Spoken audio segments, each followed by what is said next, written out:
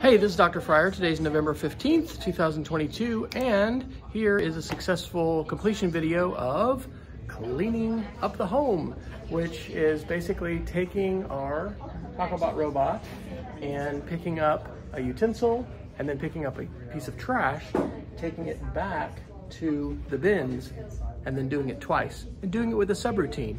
So, here is the code that I used for this, and you can see that we can focus, setting our movement motors, but a key is we're setting our movement speed to 20%.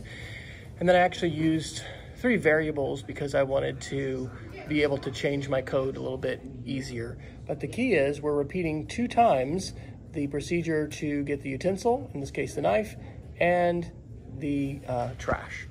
So that's the code, and I'll include a link to that in the description as well.